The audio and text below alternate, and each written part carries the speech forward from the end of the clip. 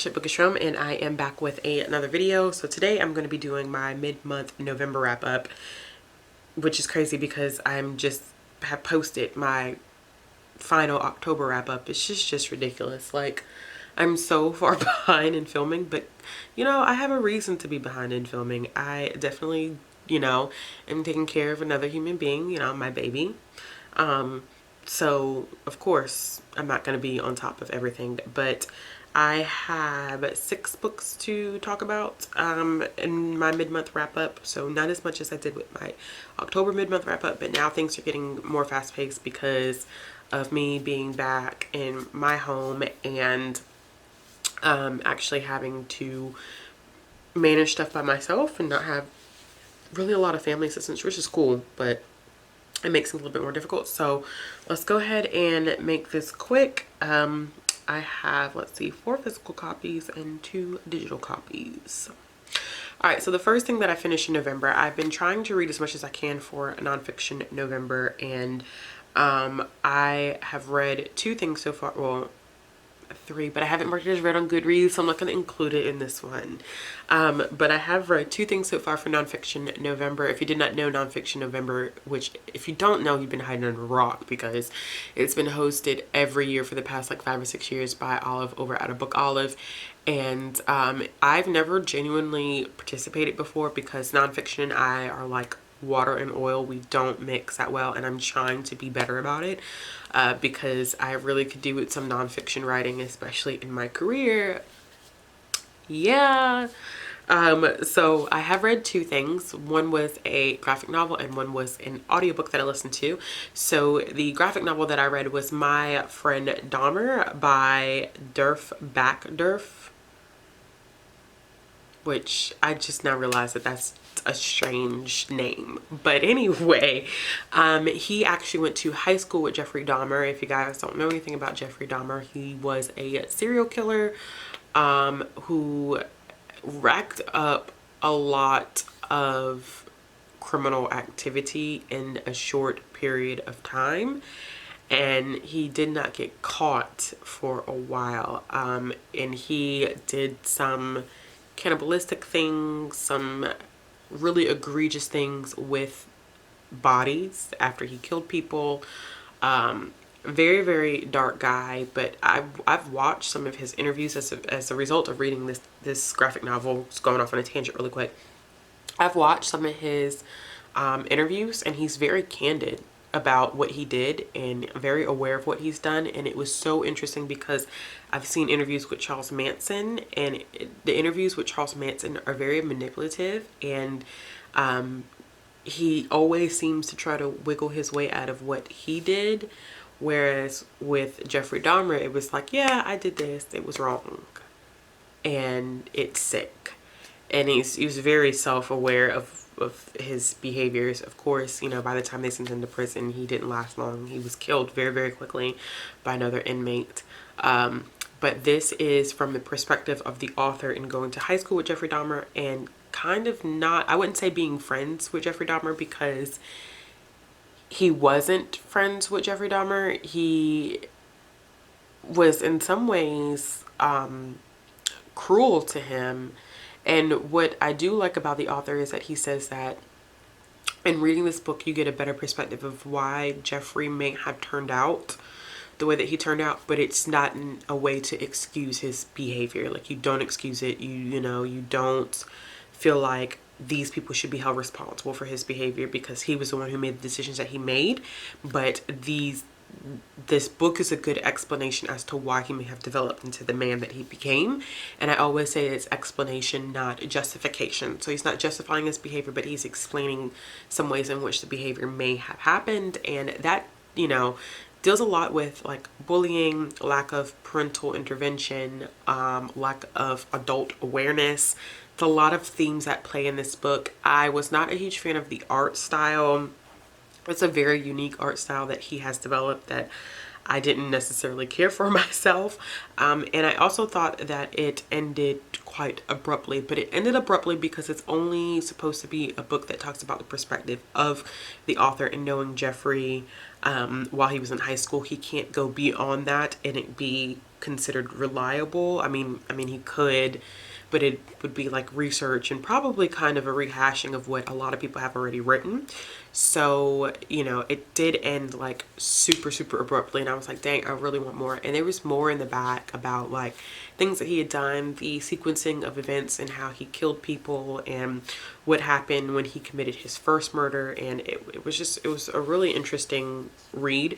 And I ended up giving it 3 out of 5 stars. So if you're looking for a nonfiction graphic novel to check out, I would recommend checking that one out, especially if you have any interest in the story behind Jeffrey Dahmer, and or if you have any interest in serial killers whatsoever, which I have figured out that I do have a very unique, not unique thing, but I do like learning more about serial killers, not out of like a nasty like, oh gosh, I want to know about the ways they kill people, but I'm interested in the way that the mind works, how someone goes from being, you know, like an innocent child to a complete serial killer that with no remorse, like that type of thing. The psychological change that occurs is fascinating to me. So the next book that I read was called The Midwife, a memoir of birth, joy, and hard times. And this is by Jennifer Worth. This is the first book in what I believe is a trilogy, which I'm so excited to read the rest, the last 2 books. And I already had some experience with this material because I have watched all the way up to season 3 of the TV show. I'm in the middle of season 3. And I just love the TV show. I was watching it before I gave birth, and it was such a good feeling to be like, okay, women have been doing this for such a long time without even the medical technology that we have now. Just very comforting to watch. But I listened to it on audio and the narration was amazing. It was so, so good. I loved it. I devoured it in a short period of time. It's about the experiences of Jennifer Worth as she becomes a midwife and works in London's East End, which is more of an impoverished area. There's a lot of, you know, a lack of, well, prior to them being there, I mean, there's a lack of sufficient medical care, and she tells the whole entire story in little vignettes. So it's small stories about experiences she's had with different patients and what their lives have been like. And I mean, there's everything from a woman who was essentially kind of in an abusive relationship, people who've had children out of wedlock, and you know, their husbands not knowing that they're not their biological children, because back then there was no DNA testing, back to stories about her working in the clinic, about women who've had like 24 kids because there was no establishment of birth control. There was no, the sexual revolution didn't happen yet, and women hadn't been able to take control of their sex lives. So it was phenomenal. I really enjoyed it. I definitely will be picking up the second book sometime. I may put it on hold at the library and suspend it.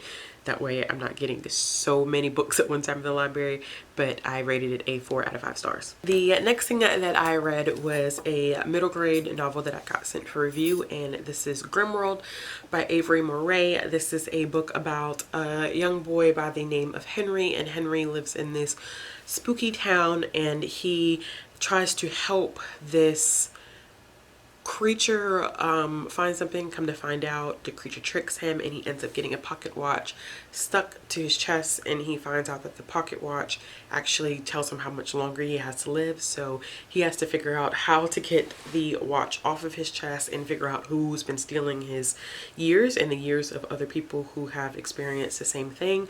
This was a quick read. It just took me a long time because I was transitioning from leaving my parents to coming back here, and I thought it was an interesting read. I love the atmospheric feel of it, like the fall spooky feel, but I only ended up giving it 3 out of 5 stars because there wasn't much world building, and I wanted more world building. I was like, we were thrown into this spooky town and nothing about it was explained. Like literally nothing was explained. It was like the writer thought that the readers should have some previous context, but if this is the first book, we wouldn't have known anything about it.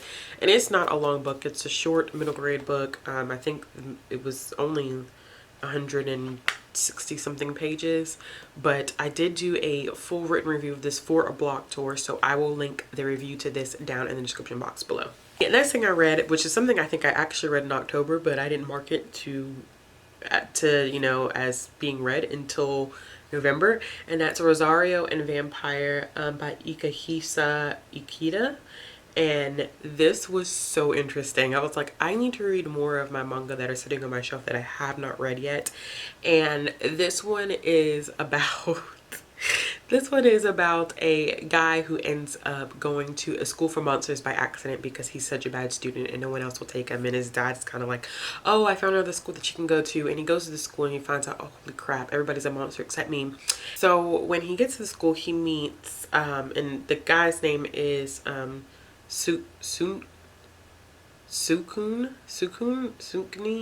I can't say his name, but he meets this vampire by the name of Mocha. She's really, really cute, wants to have friends, and every chapter of this is kind of like them defeating some monster that's trying to harm our male lead. And there's things like werewolves, I think there's a succubus, and it does get kind of repetitive and redundant, but I really enjoyed it. And I heard that this series does get really, really good. After I think about the third or fourth volume, it moves away from her coming and saving the day, because she kind of has a split personality in some ways, where like she's cute, bubbly, friendly, and then she has this Rosario on, and whenever it comes time for them to fight, he has to take the Rosario off of her and she turns into a full-fledged vampire, and that's when she becomes extremely dangerous. And I really liked it. This was before fan service got like really, really crazy. So there's fan service in here, but it's not really like serious fan service in here. But that's the artwork, just so you guys can see. And I ended up giving that one 3 out of 5 stars. After reading that, I read Magic Tree House #2, The Night at Dawn. And this is the second book in the Magic Tree House series, so I can't really say much. Jack and Annie basically just go into the Middle Ages, into a castle where they get into some trouble and they meet a knight that helps them out. These books are extremely short, like this one was 66 pages. But it was really great. I love the artwork in these books. I think they are so well done, the illustrations. So you can kind of see the illustration there. If you have someone in your life that's probably in between the ages of 6 to 9, I would recommend giving them these books. Kids devour these, and there are at least 50 of them. So I'm trying to make my way through them. I'm only on book #2. Well, I actually finished book #3, but haven't marked it as to read or read on Goodreads. So not going to talk about it in this video. That's going to be a common thread. If it's not marked as read on Goodreads, then I'm not talking about it yet. It's just stupid. And I ended up giving that one 3 out of 5 stars. The last thing that I read was Heroin by Mindy McGinnis, and this was such a good book. This is a new release that I don't see many people talking about, maybe because a lot of people don't know about it, but this is a 2019 release. It just came out this year, I think March or April. And I've never read Mindy McGinnis before. I know a lot of people do enjoy her writing. I actually ended up checking out another book from her just because I like this one so much. But this is a book about a softball player by the name of Mickey. Her and her best friend, who is a catcher, no, she's not the catcher, she's a pitcher for the team, get into a car accident. And when Mickey gets into the car accident, she severely damages her leg, which is an issue. Of course, you know, playing softball, she is the catcher. So it's vital that, and I mean, just playing the sport in general, it's vital that she has the ability to move around. And when she has the surgery done, you know, and they get everything fixed up, they tell her that she's on a long timetable to recovering. They don't know if she's going to be ready for spring conditioning for her season, and she's really freaked out about it. And to help with the pain, they give her Oxy. And you know, this book is really important because the crisis with opioids is really, really bad in the US right now, and it starts with prescription drugs like Oxy, you know, and people get it for pain medication. And sometimes, and you know, Mindy McGinnis talks about this in her Author's note, no one can seem to necessarily 100% figure out why some people build an addiction and others don't. Because there are people who take Oxy for pain management and they don't have an addiction. And then there are people like Mickey who take Oxy and then it goes downhill from there. So when Mickey takes the Oxy, she is okay at first, but then because she's faced so much trauma, she's adopted. When she faces so much trauma and in relation to her adoption, and then the accident, she just starts to depend on Oxy just to feel good. And that becomes really, really dangerous because eventually with anything you start to build a tolerance, and then, you know, she quickly moves from Oxy to, you can see, I like how this cover goes from her being a heroine to it being Heroin. And you see her hit rock bottom, and this book is not a book that is easy to read. It is not a book that has a happy ending. It's very gritty, it's very raw, very, very hard to read, like I said, and it is a very realistic portrayal of what happens when someone slips into addiction. And I just fell in love with it because you literally can feel everything that Mickey's feeling when she gets addicted. It's like you feel that want, like that urgency. I felt the urgency in the sense of, because I've seen a couple reviews where people have talked like they felt that urgency, that need, and for me, I felt that in the need to constantly have this book in my hands. Like I felt like I need to have it, I need to have it, I need to have it, that drive.